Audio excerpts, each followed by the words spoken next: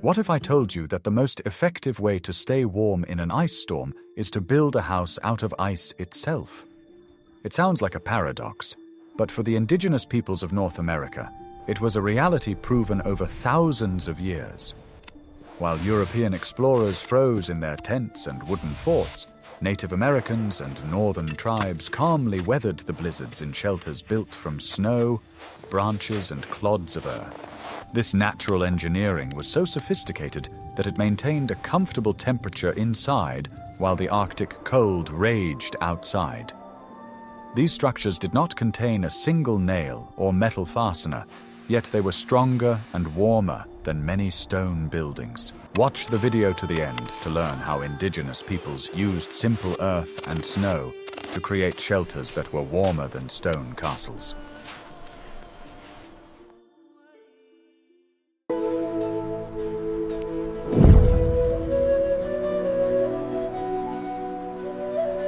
I will reveal the best-kept secret of survival in the wild. The key is not to fight nature, but to cooperate with it. This principle was the basis of all Native American architecture. They did not try to build walls to separate themselves from the world, but sought to become part of it. Their shelters were not just structures, but extensions of the landscape itself, utilizing its strengths. The idea was to use the earth itself as the main building material and source of heat.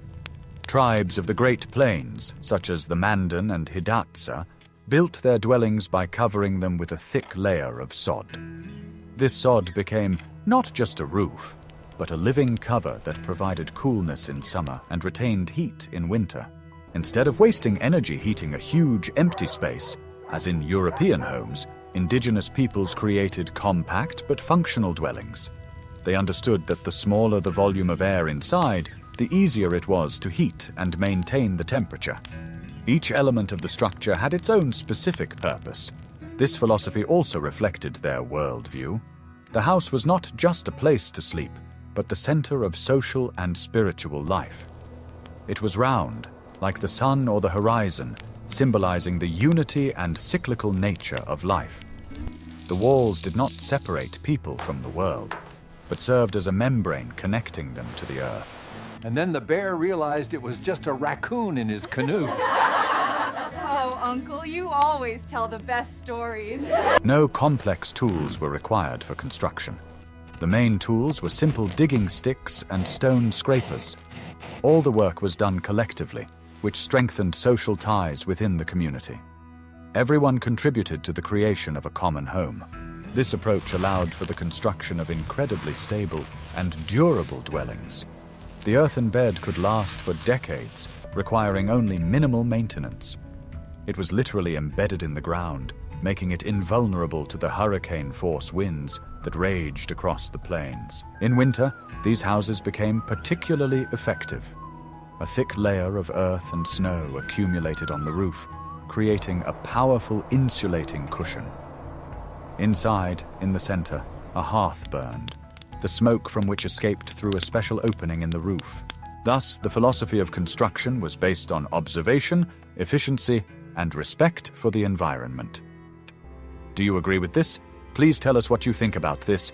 Every opinion is valuable, and don't forget to subscribe to our channel so you don't miss our next studies.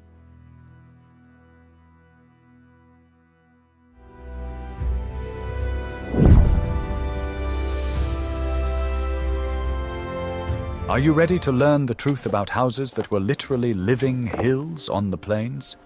We are talking about earthen beds, monumental structures built by semi-sedentary tribes such as the Mandan, Hidatsa, and Iroquois. These structures were not just huts, but real fortresses capable of accommodating several families. Construction began with choosing a location and marking out a large circle, which could reach up to 15 meters in diameter.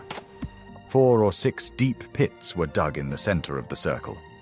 4 massive central posts were installed in them, which served as the main support for the entire structure. These pillars, made from solid tree trunks, were sacred and often decorated. They supported beams that formed a square or hexagonal frame. This frame was the heart of the house, determining its strength and durability.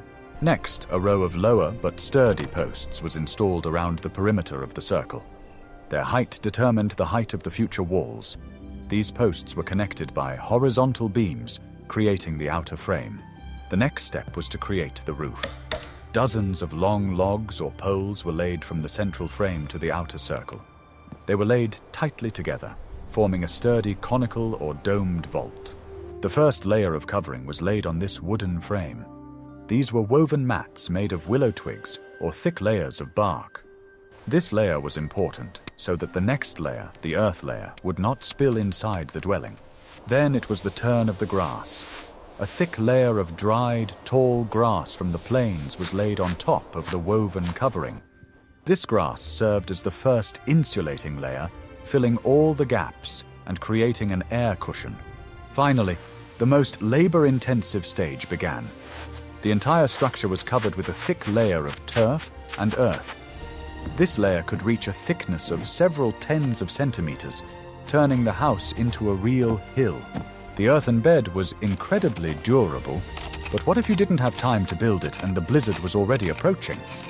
In the next chapter, we will learn how the tribes of the Subarctic learned to literally burrow into the ground to survive the night.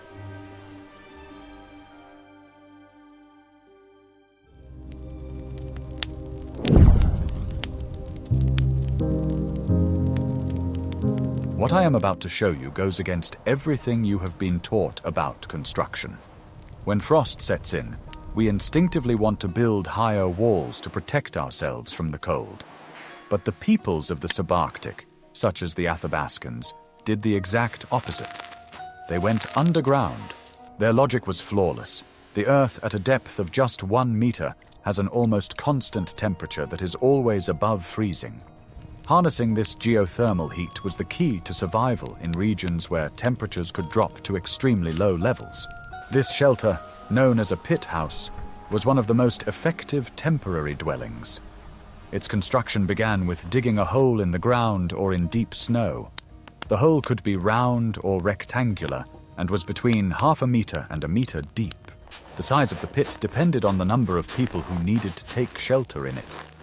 It was important to choose a location that was protected from the wind, such as under a hillside or in a dense forest. It was also important to make sure that the location was dry and would not be flooded by meltwater. Once the pit was dug, a simple frame was built over it. This could be an A-shaped frame made of 2 crossed logs, or a dome-shaped structure made of flexible branches. The frame had to be strong enough to support the weight of the insulation. A layer of branches, bark, or any other available material was laid on this frame. This layer formed the basis for the roof. It had to be dense enough to hold snow and earth. A small fire could be used for heating, but this required a ventilation hole.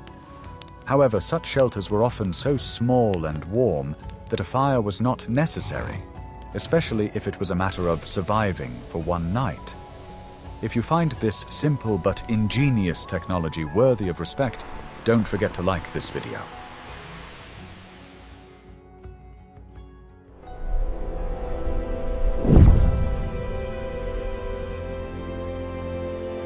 What if everything you've been taught about snow is outdated? Most people think it's cold, but the truth is that it's one of the best blankets in the world. The indigenous peoples of the North intuitively understood the laws of physics that scientists described only centuries later.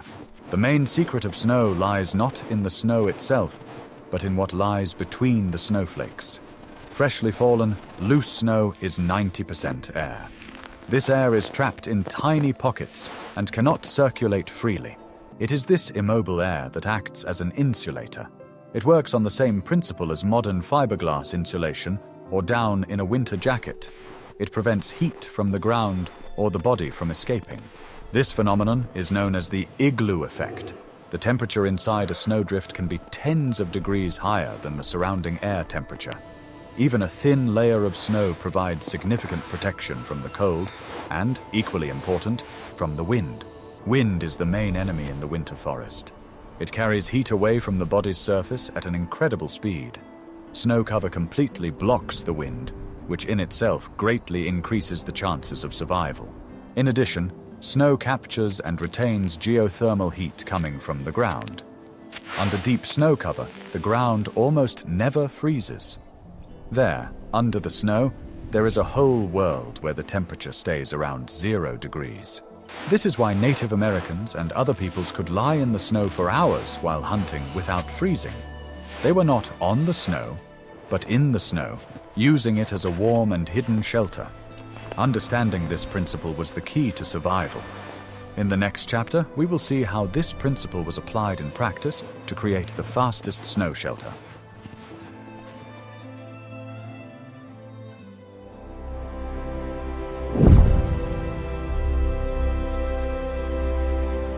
One of the simplest and quickest ways to utilize the insulating properties of snow is to build a quinz. This word comes from the Athabascan language. Unlike an igloo, which is built from blocks, a quinz is created from a single snowdrift. This method was ideal for forest and subarctic regions, where the snow was often loose and unsuitable for cutting into blocks. Building a quinzes did not require any special tools other than a shovel or even just a wide board. The process began with the creation of a huge snowdrift. Snow was raked from the entire surrounding clearing into one place. The snowdrift had to be significantly larger than the intended interior space to ensure sufficient wall thickness. It was hard physical work, but it also had a warming effect. Once the snowdrift reached the desired height, for example, 2 to 3 meters, it was left alone. This was the most important stage, called sintering or sinterization. The snow had to settle for at least a few hours. During this time, the snowflakes inside the snowdrift began to bind together, and the entire mass became compacted. The longer the snowdrift stood, the stronger the future walls became. Then came the tricky stage of marking. Dozens of short sticks were stuck into the entire surface of the snowdrift. They were stuck in at the same depth, for example, 30 to 40 centimeters. These sticks served as indicators of the thickness of the walls. After that, the most painstaking part began, digging out the interior space. A small tunnel was dug on the leeward side. Through it, the builder climbed inside the snowdrift and began to shovel out the snow. At the very top of the dome, a small ventilation hole was always pierced. It was vital for the inflow of fresh air and the removal of carbon dioxide. Inside such a shelter, on a floor of fir branches, it was possible to wait out any blizzard.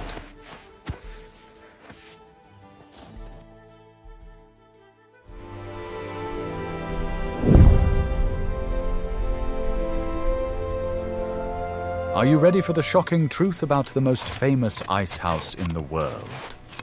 Contrary to popular belief, an igloo is not built of ice, but of snow. And not just any snow, but a very specific type. Dense, wind-pressed snow that can be found in the Arctic tundra. Building an igloo is a true art and the pinnacle of natural engineering.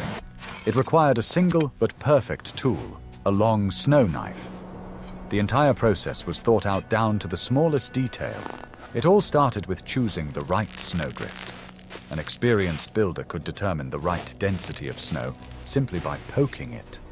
The snow had to be hard enough to cut blocks out of it, but not so hard that it was brittle like ice. Then a trench was dug inside the selected snowdrift. The first blocks were cut from the walls of this trench.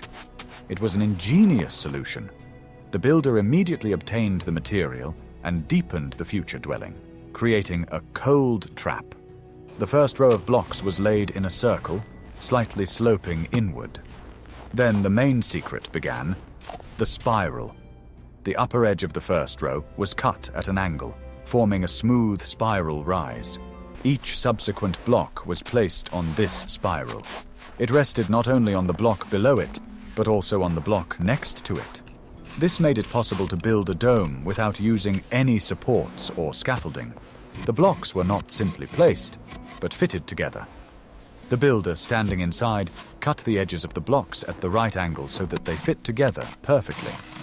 The gaps between the blocks were filled with loose snow, which set instantly. As the dome grew, the slope of the blocks increased. The last blocks were laid almost horizontally, which seemed impossible. The entire dome was held together by the precise distribution of weight and friction between the blocks. An entrance tunnel dug below floor level, and a small ventilation hole completed the structure. Inside, on a raised snow platform covered with skins, a comfortable temperature was maintained. Snow and earth were ideal for the north. But what about forests? In the next chapter, we will learn how the Iroquois built their massive houses to keep them warm in winter.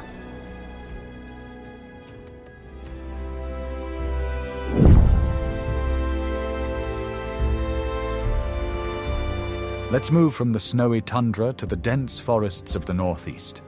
This is where the peoples of the Iroquois Confederacy, or Haudenosaunee, lived. Their main dwelling was not a small earthen house, but a monumental longhouse, a wooden structure that housed dozens of people. It would seem that such a large structure made of wood and bark would be incredibly cold in winter. However, the Iroquois developed an effective system for insulating it. Their methods were based on the same principles of insulation and the use of natural materials. The frame of the longhouse was built from sturdy posts dug into the ground and flexible poles that bent to form an arched roof. This structure was extremely durable and could withstand the weight of heavy snow. The outside of the frame was covered with large pieces of bark, usually from elm or ash trees. The bark was taken from the trees in the spring when it was flexible. These pieces were laid overlapping, like large tiles, to keep the rain out. But one layer of bark was not enough for the harsh winter. Therefore, the Iroquois used a multi-layer system. Often, a second and sometimes a third layer was laid on top of the main layer of bark, creating air gaps. These air gaps, as in the case of snow, served as insulation. But the Iroquois went further. They could fill the space between the layers of bark with dry moss, grass, or other plant materials, creating a real fur coat for the house. Special attention was paid to the foundation of the house. The lower part of the walls, at ground level, was covered with a thick layer of earth. In winter, snow was added to this, which was raked up against the walls. This completely blocked drafts and cold air. Inside, the longhouse was divided into compartments for different families. Several hearths were located along the central passageway. The smoke from them escaped through special openings in the roof, which could be adjusted. The heat from the many hearths and the bodies of dozens of people quickly warmed the interior. The multi-layered walls and roof effectively retained this heat. The sleeping areas consisted of wide bunks located along the walls. These bunks were two-tiered. The lower level was raised above the cold earthen floor, and the upper level, located even higher, was the warmest place. In winter, life was concentrated there, under the roof itself. Thus, the longhouse was not just a large barn, but a well-designed communal system. Living together, multi-layered insulation, and the use of earth and snow for sealing allowed the Iroquois to comfortably survive the long, cold winters in their forest fortresses.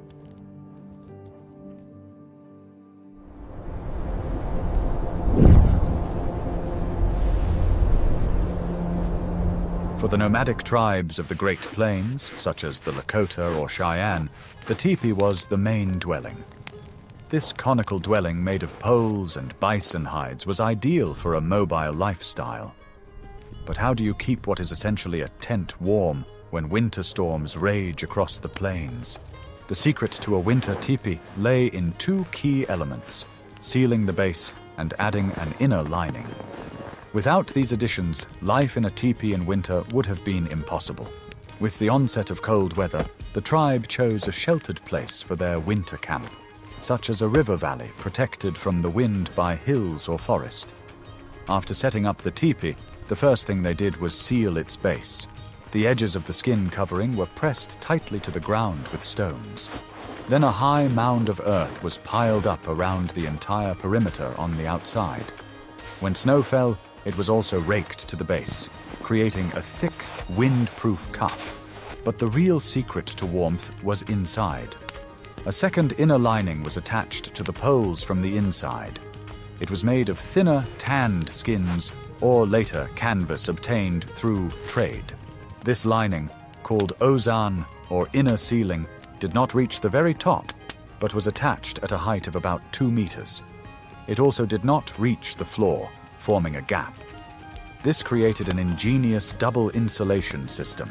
The air trapped between the outer covering and the inner lining heated up and served as a powerful insulator.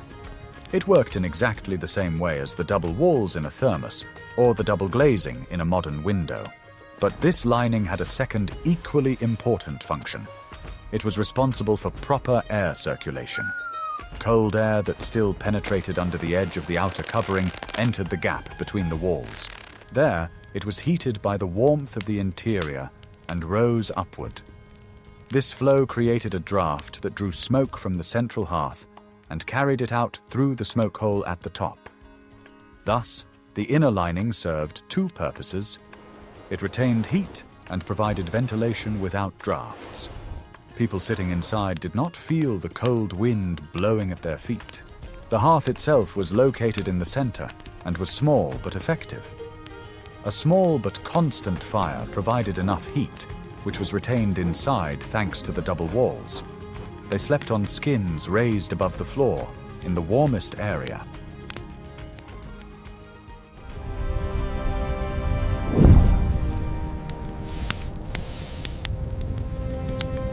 In all the shelters described, from dugouts to igloos, the key problem was not only retaining heat, but also controlling fire and air.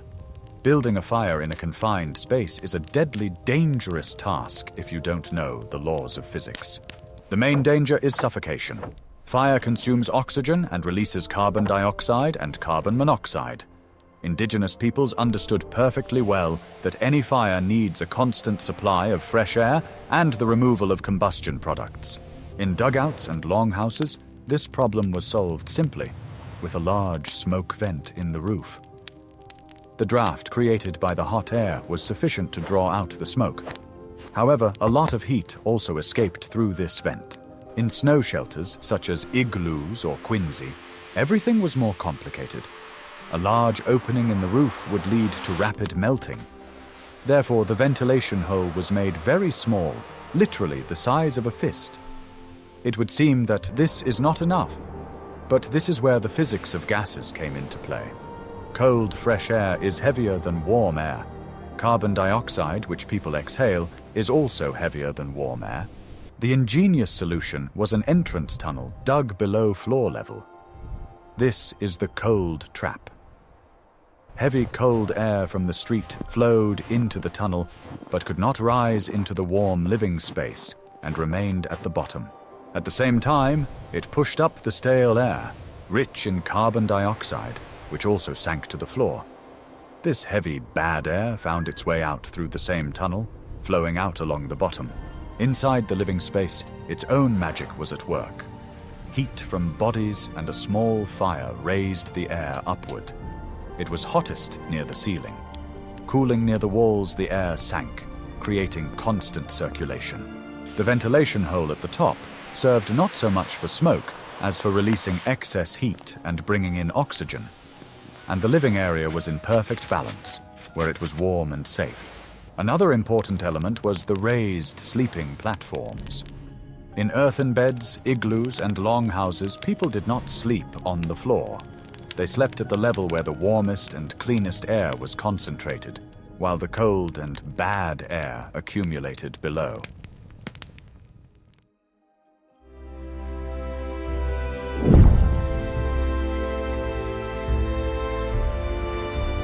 The engineering perfection of the shelters was only half the battle. Equally important was the first step, choosing the right location for construction.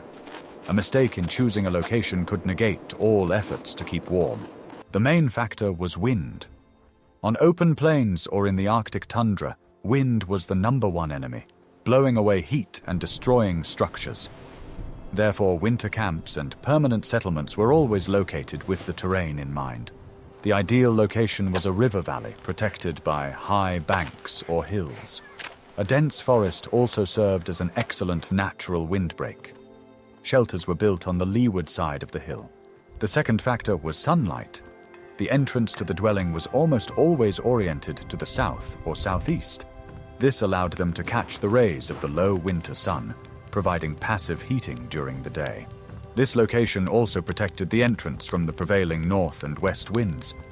In the morning, the first rays of the sun fell directly into the entrance, helping to illuminate and warm the dwelling. The third factor was resources. The winter camp had to be located near a source of fuel and water.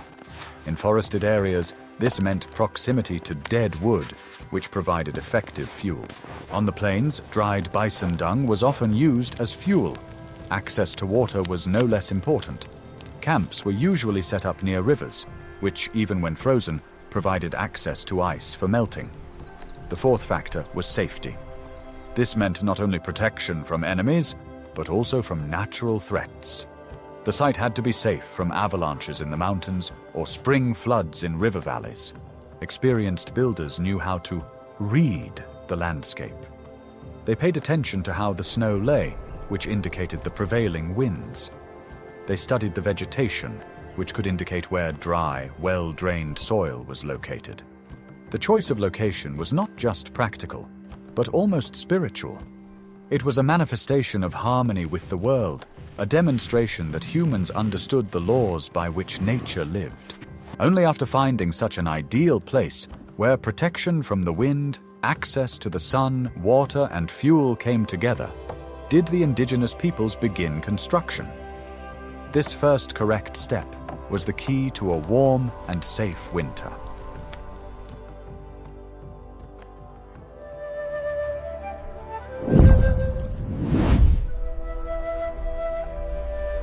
We can see that the shelters of indigenous peoples were not primitive huts. They were high-tech engineering solutions, perfectly adapted to the environment. From the earthen beds of the Great Plains to the snow igloos of the north, each dwelling was the result of thousands of years of observation and a deep understanding of physics. What other aspects of indigenous peoples' lives and technologies would you like to see in future videos? Perhaps you are interested in their hunting methods, food preservation techniques, or navigation skills. Suggest your topics in the comments, and don't forget to subscribe to our channel so you don't miss out on new research.